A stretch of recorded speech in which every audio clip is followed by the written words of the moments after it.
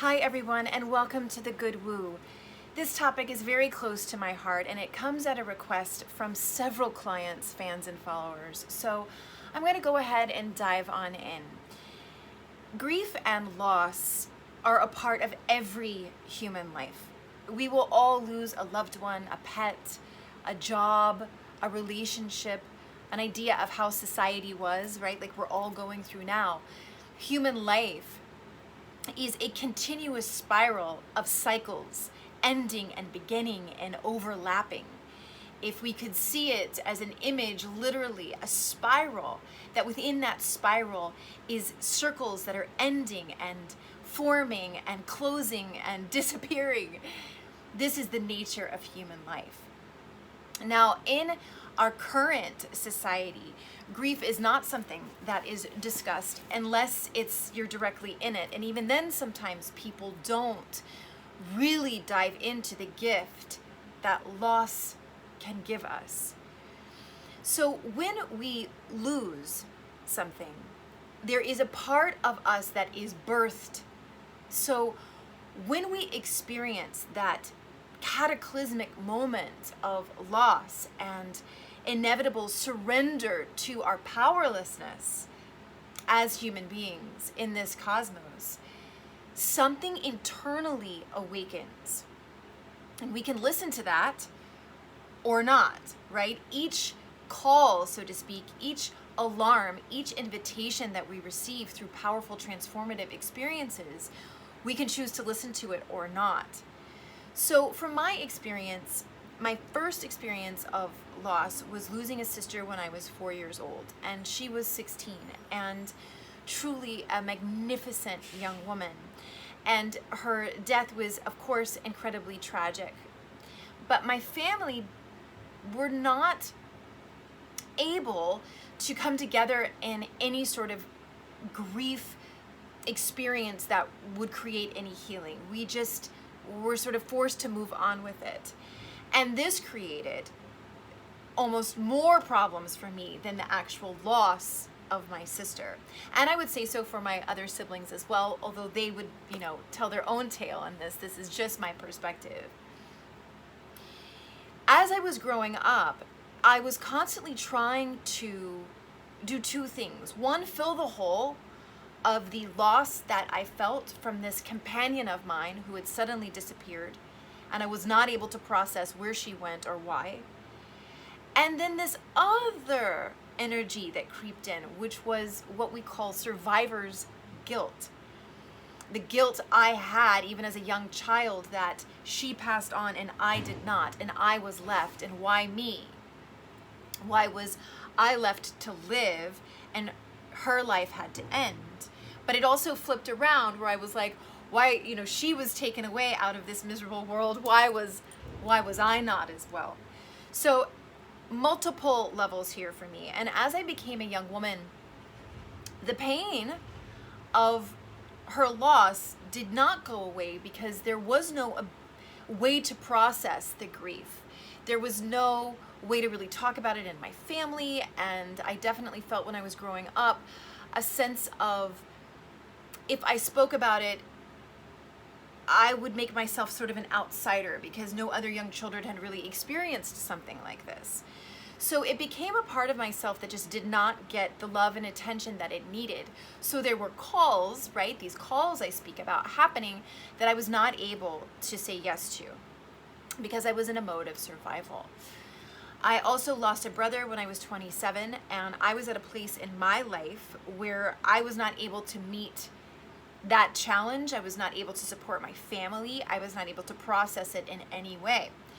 So in my early 30s, there was multiple events in my life that really made me have to stop and really look at this accumulation of pain and unprocessed trauma and grief in my life. And this is where I really started understanding the power of what loss is and what it creates within us, and how if we look unflinchingly at it, courageously, and stare at it, right? Really put our focus on the pain, it transforms into something else. And it is a gift that we all have, which is mediumship. So every single one of us, no matter where you were born or how you were raised, has the ability to connect with that which is passed on. And we can call it spirits, infinite spirit, God, ghosts, whatever, energy, just energy. Some people don't even like to define it as much as, disincarnate spirits. They just define it as communicating with energy or communicating with memories. Whatever it is, we all have it. And in many ways, as children, we are told to stop it, don't make things up, and know these things don't exist, and who are you talking to, and these kind of things that come up as we're developing. Because this kind of communication or this kind of connection to the spiritual realm still makes a lot of us uncomfortable. Now, this is changing as society is changing and we're moving into this a new age of enlightenment. It's going to continue to shift, but we're really only beginning that change. So what do I mean about mediumship?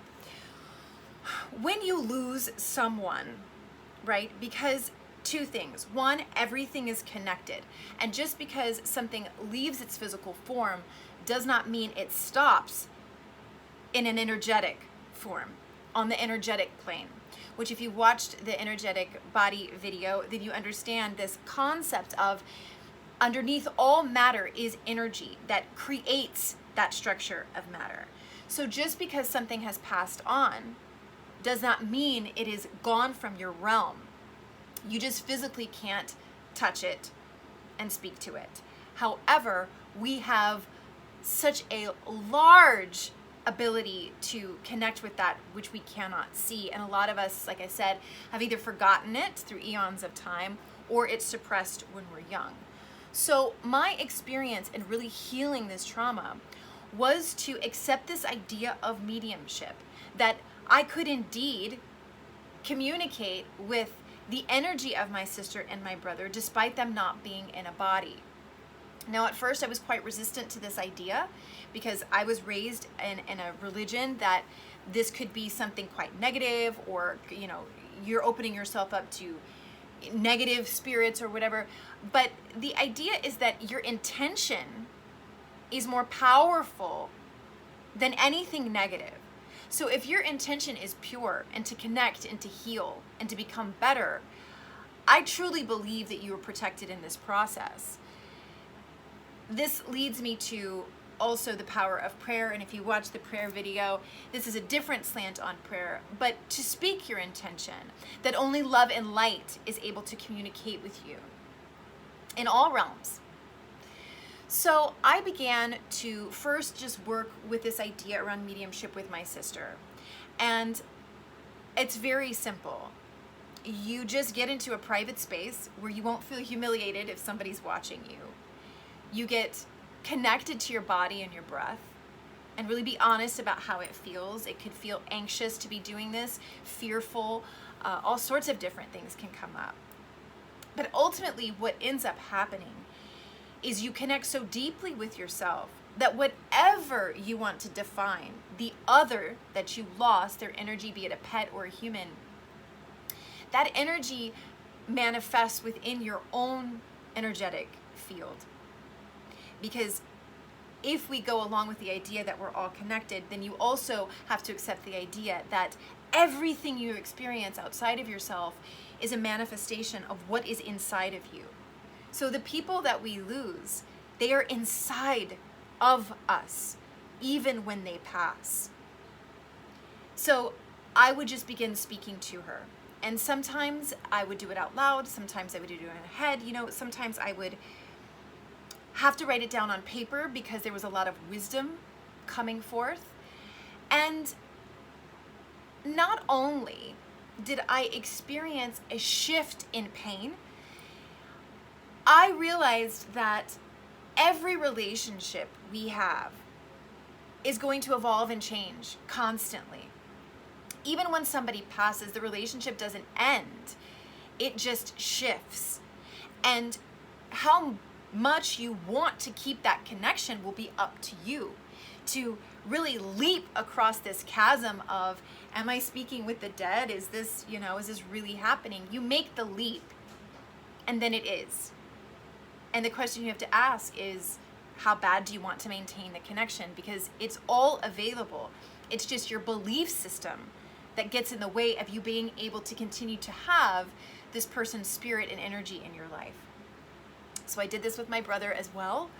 And interestingly enough, my experience with him was much different. It was a totally different energy, a totally different experience.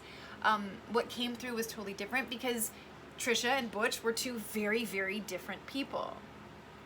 So this leads me to the next, which was my father, who passed on, and he was in a very dark state when he did pass on.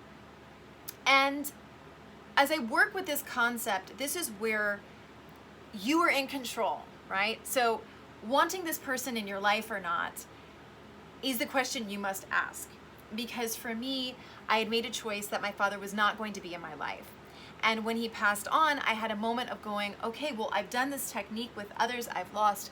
Can I bring it to this relationship as well? And what I was reminded of as I began this process was actually, no. It is the same relationship, even though he has passed on. And so as much as I could shift my own energy into forgiveness and acceptance, we still can't control, right, another person's soul, energy, or spirit, or where they're at in their journey. So this was a huge moment for me in this process of working with your innate gift of mediumship and connecting with the unseen realms. You still have to have the boundaries that you have in your waking human 3D life. And that was so profound for me, that your boundaries still have to be in place and your intention still has to be very clear as to what you want and why you want to continue your connection with people who have passed on. So back to the idea of survivor's guilt. I carried it around like it was a burden. Here these two siblings had gone, and why do I get to stay here and experience this beautiful world and they do not? But what that shifted into as I began this work on really exploring the idea of mediumship and really delving into research as to what do all the different cultures believe about the afterlife? Looking at this taboo subject of death and the afterlife without any reservation, right? With a complete sense of curiosity and wonder and childlike innocence. And what I found was we are given an opportunity when we experience loss to reaffirm our purpose here on the planet and to fall in love again with life itself. Because instead of feeling guilty, I shifted it into feeling grateful that I do have the time here on this planet, that I do get to inhabit a body that tastes and sees and hears and touches, that I do get to experience the earth at this 3D level, right? That I do get to have a child, that I do get to be with my child, that I get to have an acting career and have friends. There's a polarity to every situation. You have the high vibe and the low vibe of every energy within you, without you, every relationship, every situation or circumstance. There's the high vibe and the low vibe. And a lot of us go back and forth between these polarities. A lot of us believe that we need to be somewhere in the middle. But when it comes to your experience with loss and death, the high vibe is really the way to go. And it takes time. And it will shift your life because it is the ultimate spiritual practice. A lot of different sects of Buddhism, their entire practice is to prepare for the moment of death, to meet it with awareness and lucidity and specific intention. And I find that to be incredible and wise and something that we all must think about. that there's no way to skirt death, and there's no way to skirt loss, and there's no shortcut. You have to move through it, because as you move through it, it is like this cave of wonder, and there's all these gifts that you can receive if your eyes are open and your hands are open and you're willing. It takes an incredible amount of vulnerability and also strength to see loss and grief as an opportunity to expand who you are and to reinforce your love for life despite having loss, despite grief. Loving life and grief can exist together. And indeed, we're all seeing that now as the structures of our society crumble and are being rebuilt, as we lose loved ones through this, outbreak that we've all been a part of, as we think about our own mortality and what that means and what we're going to be leaving behind. I think to myself, what is the legacy I will leave? And it really comes down to one thing. I want people to remember me as someone who loved life despite the challenges, and in fact, because of the challenges. So I invite you all this week, as we're coming out of this Scorpio full moon, as we're coming back out of this, shelter in place that we've all been in, as society starts to reconfigure itself, really think about what's come up for you in this time around death and loss and grief. And can you allow those intense feelings to become like portals that you walk through into a new understanding of who you are and why you're here, and a new understanding of your relationships with people, whether they're here or whether they're on the other side? Because there is another side. Dare I say, there's many other sides. Each one of us is our own separate universe. So explore all that you are. Thank you so much for viewing, everyone. If you would like help in your grieving process, I do private sessions. You can email me at info@thegoodwoo.org. There is a sliding scale. You can look in the services tab on thegoodwoo.org to see what I'm offering structure-wise.